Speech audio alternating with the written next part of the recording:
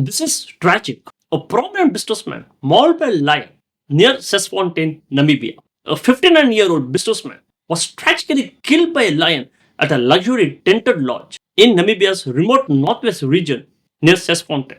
The fatal incident occurred in the early morning hours while the man was camping with a group of tourists, according to Environment Ministry. The victim had stepped out of his tent to use the toilet when he was attacked by the lion. Despite efforts by fellow campers to chase the animal away, the man had already succumbed to his injuries by the time they reached him. Now let's get deep into this story on this AI podcast. Okay, so let's dive into this. We're looking at a set of sources today, articles, reports, and they cover a story that's just, well, profoundly sad. Yeah, it's deeply unsettling, too. It involves a man, a lion, conservation, right there in Namibia.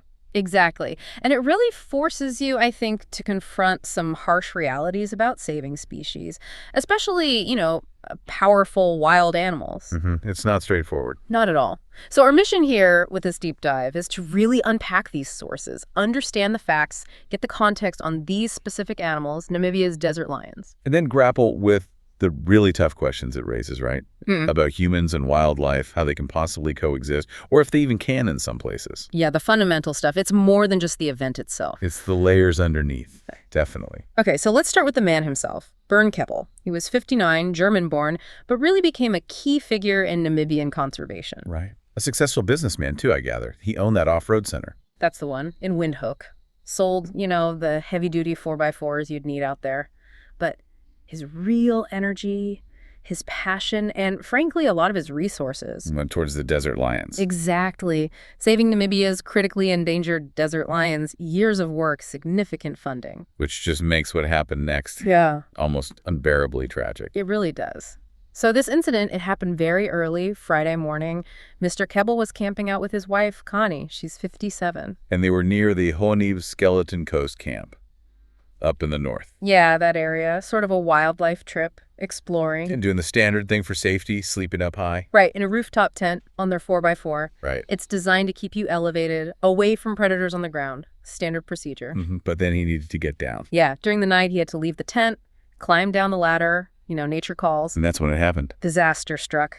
A Lioness locals apparently knew her as Charlie. She was hidden somehow, lying in wait right near the vehicle. Undetected. Wow. The sources described it as just incredibly sudden, a brutal ambush. Yeah. Clamped her jaws straight onto his neck, his throat. Just like that. No warning. No warning. Dragged him off into the darkness. I mean, you can only imagine the terror. His wife screaming. Other campers, too. Yeah, their screams alerted others nearby. People scrambled, got into vehicles, used headlights, noise, trying to scare the lioness off. And did they manage to? They did eventually. Yeah. Drove her away. But it was already too late. Oh, no. The Namibian police confirmed it. The attack was just so swift, so violent, nothing could have saved him. Just devastating. Yeah. And his body. Was found nearby, bloodied, mutilated. It's horrific. And the irony. It's just stark, isn't it? The man who dedicated so much to saving these animals is killed by one in such a brutal fashion. It's hard to process. It really underscores that these are wild animals. Yeah. Powerful, driven by instinct. Despite all our efforts, all our understanding. The line is thin, so thin. Especially in those remote areas. And his commitment, it wasn't just like writing checks. He was deeply involved, recognized. Yeah, you mentioned the lion expert, Dr. Stander. Dr. Philip Flip Stander, yeah, a renowned expert. He actually named a male desert lion Kebbel in Bernd's honor. Wow, that says a lot. Yeah. Has huge recognition within that community. It really shows the impact he had, his dedication. So to understand why this might have happened, why Charlie attacked, we really need to look at these specific lions, don't we? The desert lions of Namibia. Absolutely. They are quite unique. Critically endangered, for starters. Maybe only around 60 left in that whole Kunier region. It's a few. Incredibly rare. And they've adapted to survive in just about the harshest environment imaginable. Scarce food, scarce water, extreme temperatures. And that shapes everything about them, doesn't it? Their behavior. Completely. They have to be incredibly skilled hunters, mostly nocturnal, just to make it.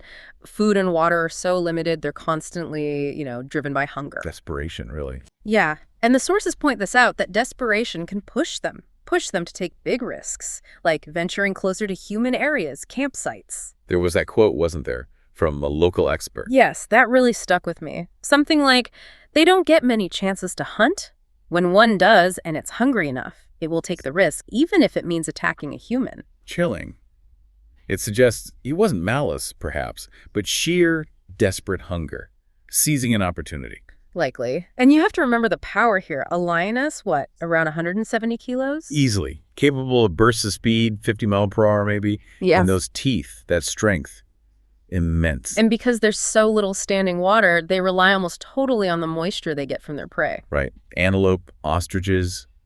The sources even mention seals near the coast sometimes. Survival is just a constant, brutal struggle for them. Which inevitably brings them into conflict with people. Yeah, that's the other side of this. Human populations expanding, pushing into their traditional territories. And the lions, desperate, hungry. They see livestock, goats, cattle. Relatively easy targets compared to wild prey. So they attack the livestock they have to eat. But that devastates the local farmers, the villagers. Their livelihoods depend on those animals. Of course. And their reaction often is retaliation. Poison, snares, guns. It just creates this awful escalating cycle, doesn't it? More conflict, puts everyone at risk, the lions already endangered and the people living on that edge. Which brings us back to Charlie, the lioness involved in the attack. She ran off after the incident. Yeah, she fled. And now, what happens to her? That's the immediate, difficult question. There's real fear, isn't there, among locals, conservationists, that having tasted human blood... She might lose her natural fear of people, become bolder. I saw that quote from Marius Berger, the conservationist. Pretty blunt. What does he say again? Something like, sadly, this lioness has tasted human blood and flesh and will have lost its natural fear of a human. There will be little choice than to hunt it down and euthanize it. Wow, that's a heavy statement. But it reflects the priority, doesn't it? Human safety has to come first in these situations, especially near communities or camps. It seems unavoidable, that logic, though the official word is more cautious for now. Yeah, Namibia's Ministry of Environment and Tourism confirmed the attack, sent a team to investigate. The spokesperson, Mr. Hominyala, said it's too early to make a decision on the lioness. They're waiting for an expert report. Okay, so due process, assessment first, but you can feel the pressure, the likely outcome maybe, given the circumstances. It feels like very limited options are on the table. It just highlights the impossible position these authorities are in. Absolutely. Balancing conservation ideals with immediate safety realities. And while all this unfolds, the tributes for Bernd Kebbel have been flooding in. He was clearly very well regarded. Known for being quiet, generous. Yeah, and just deeply, genuinely committed to the wildlife. Not just a funder, but someone who cared deeply. That friend, Sharon Baines, her words were very moving. They were. What a shock. Just settling in to enjoy the best years. Everyone is just devastated. Gentle Bern, your smile and humility will be remembered. You made the world a better place. Just heartbreaking. Truly. And his children. Dieter and Heidi, late 20s, they're flying back home to Namibia to be with their mother, Connie. You just can't imagine what they're going through. No, it's a massive personal tragedy. But his death, it's also, as the sources show, reignited this whole critical debate, hasn't it? Definitely. This incredibly fragile balance between conservation, tourism, which is vital economically, and just basic human safety in these wild places. It's a tightrope walk. Constantly tested. And yeah, the irony is inescapable. The animals he loved, dedicated his life to, involved in his death, it's grim. But maybe that dedication and even this tragic end actually serves to highlight their plight even more. His legacy could be in strengthening the fight to protect them. Perhaps. That's the complex, often heartbreaking reality of hands-on conservation, isn't it? When you're right there with wild nature. It's not neat, it's messy. So just to sort of pull the threads together from this deep dive, we've covered the really devastating story of Bernd Kebbel, his work, his passion for Namibia's desert lions. And the awful circumstances of his death while camping. How he was attacked by the lioness, Charlie. Right. And we looked at the unique context these endangered desert lions, how their harsh world shapes their behavior, makes them desperate hunters. That likely explains the attack. Then the broader picture, the human-lion conflict, encroachment, livestock attacks, retaliation, this dangerous cycle. And finally, the really difficult question hanging over the lioness, Charlie. Her uncertain fate, the safety concerns. It really boils down to that central tension, doesn't it? The magnificent animals someone gives everything to save. They are inherently dangerous, And their survival is tangled up with these impossible decisions about human safety, about conflict. Absolutely. And it really leaves you, the listener, with something challenging to think about. Consider that pressure on the authorities, on the conservationists right now. Yeah. How do you possibly honor Bernd Kebbel's legacy? His huge contribution to protecting these very lions. While also dealing with the immediate, urgent safety issue posed by Charlie. An animal acting out of instinct, shaped by her environment, and frankly, by human presence pushing into her world. It forces you to confront the really harsh realities, the contradictions sometimes, of what conservation actually looks like on the ground, when lives, human and animal, are directly on a line. It's not simple at all.